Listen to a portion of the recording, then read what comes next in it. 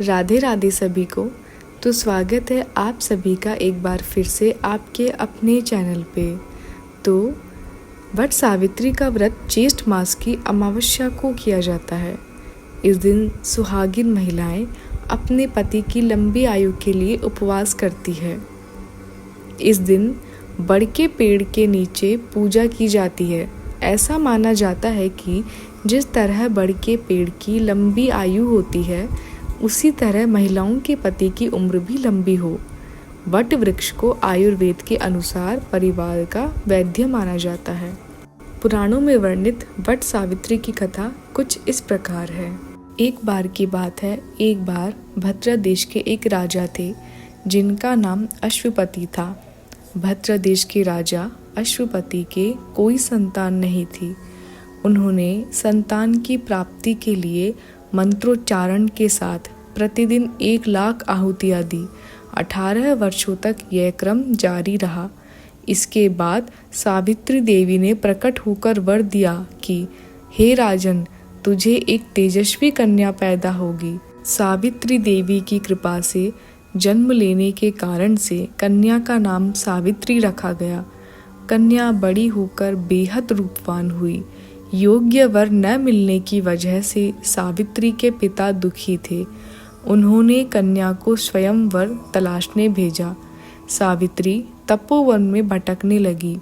वहाँ साल्व देश के राजा द्युमत्सेन रहते थे, क्योंकि उनका राज्य किसी ने छीन लिया था।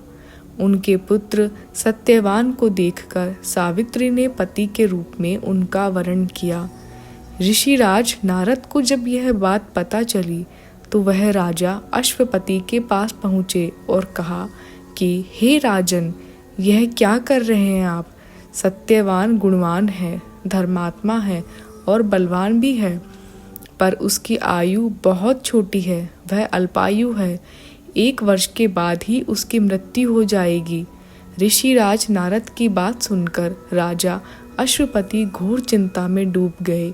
सावित्री ने उनसे कारण पूछा तो राजा ने कहा, पुत्री, तुमने जिस राजकुमार को अपने वर के रूप में चुना है वह अल्पायु है। तुम्हें किसी और को अपना जीवन साथी बनाना चाहिए। इस पर सावित्री ने कहा कि पिताजी, आर्य कन्याएं अपने पति का एक बार ही वरण करती है। राजा एक बार ही आज्ञा देता है और पंडित एक बार ही प्रतिज्ञा करते हैं और कन्यादान भी एक बार ही किया जाता है। सावित्री हठ करने लगी और बोली, मैं सत्यवान से ही विवाह करूंगी। राजा अश्वपति ने सावित्री का विवाह सत्यवान से कर दिया। सावित्री अपने ससुराल पहुंचते ही सास ससुर की सेवा करने लगी। समय बीतता चला गया। नारद मुनि ने सावित्री को पहले ही सत्यवान की मृत्यु के दिन के बारे में बता दिया था। वह दिन जैसे जैसे करीब आने लगा, सावित्री अधीर होने लगी। उन्होंने 3 दिन पहले से ही उपवास शुरू कर दिया। नारद मुनि द्वारा कथित निश्चित तिथि पर पितरों का पूजन किया। हर दिन की तरह सत्यवान उस दिन भी लकड़ी काटने जंगल चले गए। साथ में सावित्री भी गई। जंगल में पहुंचकर सत्यवान लकड़ी काटने के लिए एक पेड़ पर चढ़ गए। तभी उसके सिर में तेज दर्द होने लगा। दर्द से व्याकुल सत्यवान पेड़ से नीचे उतर गए। सावित्री अपना भविष्य समझ गई। सत्यवान के सिर को गोद में रखकर सावित्री सत्यवान का सिर सहलाने लगी। तभी वहां यमराज आते दिखे।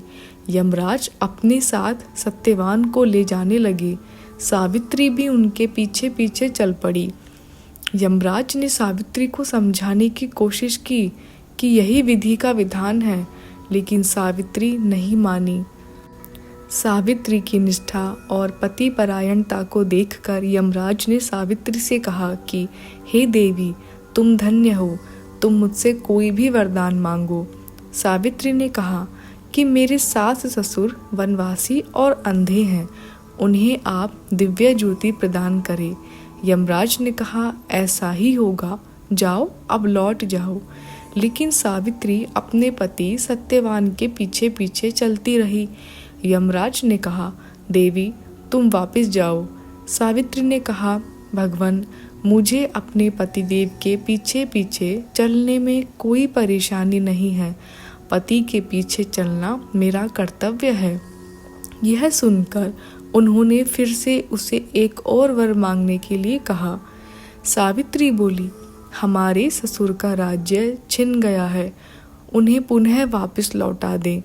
यमराज ने सावित्री को यह वरदान भी दे दिया और कहा, अब तुम लौट जाओ। लेकिन सावित्री पीछे पीछे चलती रही। यमराज ने सावित्री को तीसरा वरदान मांगने को कहा। इस बार सावित्री ने 100 संतानों और सौभाग्य का वरदान मांगा। यमराज ने इसका वरदान भी सावित्री को दे दिया। सावित्री ने यमराज से कहा कि प्रभु, मैं एक पतिव्रता पत्नी हूँ और आपने मुझे पुत्रवती होने का आशीर्वाद दिया है। यह सुनकर यमराज को सत्यवान के प्राण छोड़ने पड़े। यमराज अंतर्ध्यान हो गए और सावित्री उसी वट वृक्ष के पास आ गई जहाँ उसके पति का मृत शरीर पड़ा था। सत्यवान जीवंत हो गया और दोनों खुशी खुशी अपने राज्य की ओर चल पड़े। दोनों जब घर पहुँचे तो देखा कि माता पिता को दिव्य ज्योति प्राप्त हो गई है। इस प्रकार सावित्री सत्यवान चिरकाल तक राज्य सुख भोगते रहे। अतः पतिव्रता सावित्री के अनुरूप ही प्रथम अपनी सास ससुर का उचित पूजन करने के साथ ही अन्य विधियों को प्रारंभ करे। वट सावित्री व्रत करने और इस कथा को सुनने से उपवासक के वैवाहिक जीवन या जीवन साथी की आयु पर किसी भी प्रकार का कोई भी संकट आया हो तो वह टल जाता है।